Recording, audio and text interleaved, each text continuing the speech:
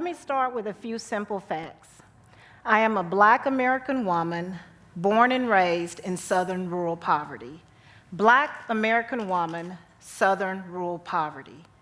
Now, those 6 words likely conjure a set of assumptions about me. You might think you know me, that you have a window into my struggles, my aspirations, that you know how I worship, vote, or even how I ended up on this stage. And some of what you imagine is probably true. But like most of us, I am both a stereotype and completely unique in my identity. My race, class, gender, and geography, sure, those things chose me. But the magnificence of who I am, that's in the mixtape. The fusion of those things that chose me and the things I chose for myself, like Yale, a doctorate in education, researcher, CEO. So if where I started in life didn't predict where I am today, if demographics are not destiny, then the question is, what needs to be true for all young people to move from childhood poverty to a thriving adulthood? That is my burning question, my why for being in this work. Do you know more than half of all Black and brown children in this country live in poverty? They need answers. All children need answers, just like I did. For my generation, Gen X, that answer was college. As I said, I grew up in the South. In fact, my hometown is just 37 miles from here. Joyner, Arkansas. Joyner was, and still is today, one of the poorest towns in one of the poorest states in the wealthiest nation in the world. I was raised by my grandparents there, the amazing John and Oretha Porter. My grandparents were sharecroppers. I know what some of you are thinking. Sharecropping is one of those bygone words that feels like it belongs to some bygone era. It's hard to believe that anyone in this room was raised in a sharecropping family, but I was. So we were poor, no question. We didn't even have indoor plumbing for most of my childhood. That meant, I used an outhouse until my early teens. I had to lug buckets of water heavier than I was to the kitchen. My first job, chopping cotton in the summers when I was 8 years old. So believe me when I say I dreamed of life in the middle class, almost like it was a neighborhood. Well, I guess it kind of was, right? A neighborhood where everyone had indoor plumbing. I wanted to grow up to be just wealthy enough to live there.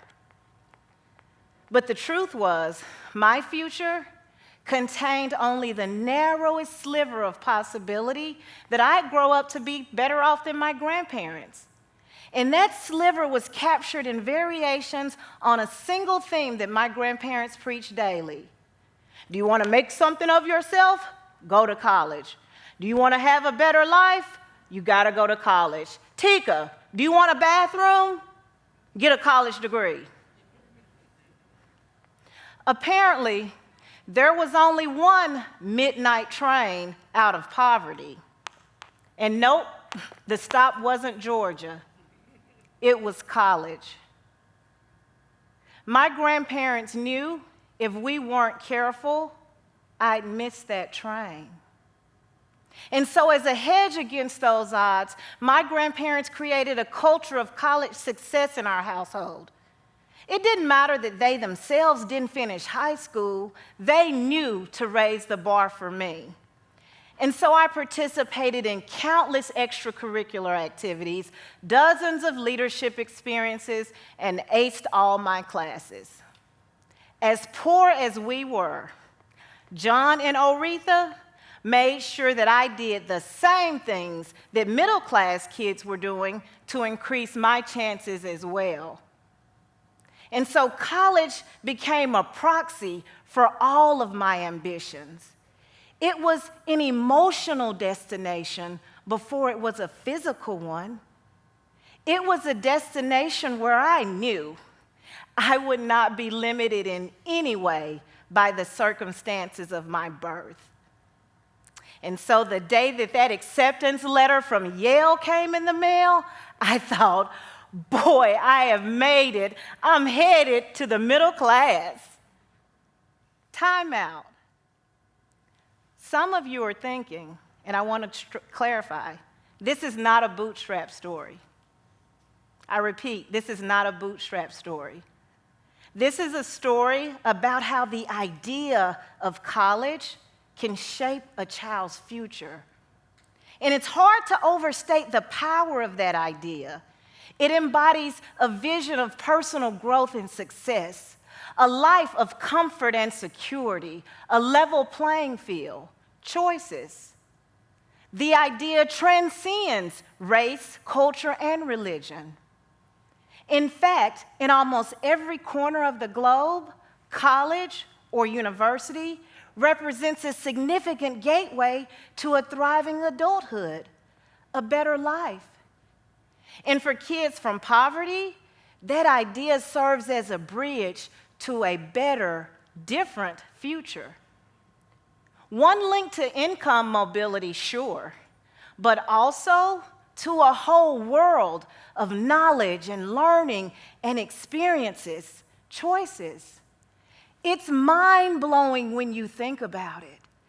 College has been one of the most dominant forces for change in the world. For more than a century, college has been the answer to a multitude of questions. So what do we do when a college degree no longer predicts income mobility? When it ceases to be a marker of generational success, when its very relevance is under attack? That's the situation unfolding in the U.S. today. You might be surprised to know this. A majority of millennials are enrolling in college. And even though they're better educated, well, perhaps better educated, millennials are also the first generation in recent history expected to be worse off financially than their parents. Let me put that another way. A young person's race, class, gender, and geography are becoming better predictors of their socioeconomic future than educational attainment. Let that sink in. Because what it means is, far too often, where a young person starts on the economic spectrum is exactly where they finish. That should be alarming to all of us. A wake-up call. A wake-up call to face the reality that somewhere along the way, our education system's connection to the American ideal and to the American economy broke. To that point, income inequality is now so acute, it makes a mockery of things like a level playing field. You do know that the top 1% own more wealth than the entire bottom 90. Is that a failure of capitalism? Of democracy? Maybe. But it's also a failure of innovation. To be clear, schools at all levels are preparing students for a world that no longer exists, for jobs that are disappearing, with tools that belong to yesterday, not to tomorrow. That equates to not preparing them at all. So how do we better prepare our children for the future? College is unfortunately not the answer this time. At least not the only answer.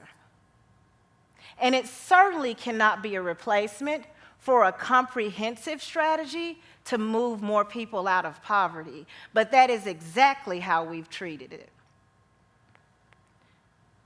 One of my favorite thought leaders on this topic, Patricia Albert Graham, says this, and I'll paraphrase.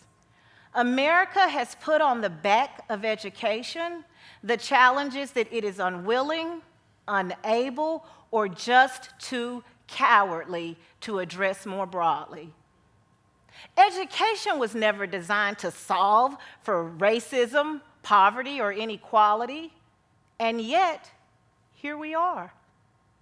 Instead of designing complex solutions for these complex problems, we've oversimplified and in turn undercorrected. And now we find ourselves in uncharted waters with no clear national plan to redesign the education experience to course correct. Which steers me back to my original question. What needs to be true for all children to have a thriving adult life? A life that college made possible for me, and I dare say many of you. When I was reflecting on what I wanted you all to take away from my time today, I thought back to what my grandparents really meant when they said, go to college. They were telling me to go get all the tools that I would need to live a thriving and successful life. That piece of paper, absolutely, but so many other critical skills as well, like the adaptiveness to succeed in a world of constant change, the inventiveness to solve old and new problems, the social capital that we all need to flourish in a connected world. You see, for my grandparents, the future came down to a binary choice: poverty or college. Now, in their minds, college was big. The idea of college was big. Big enough to deliver on the ambitions of every young person who was willing to work hard. But in reality, college is not big enough or modern enough to shoulder that much possibility alone. It never was. Why not, you ask? Because young people need multiple pathways. They need choices. They need options. And when our democracy fails to provide those options, we fail to safeguard our children's future and our own. And so dealing with this crisis will mean revisiting far more than just the role of college. It will require us to actually redesign our education paradigm with multiple pathways that all connect to the American ideal. Only then will our system truly become that great equalizer instead of what it is today, which is the great exacerbator. Together, we can choose the right answer, but only if we have the courage to ask the right question. Thank you.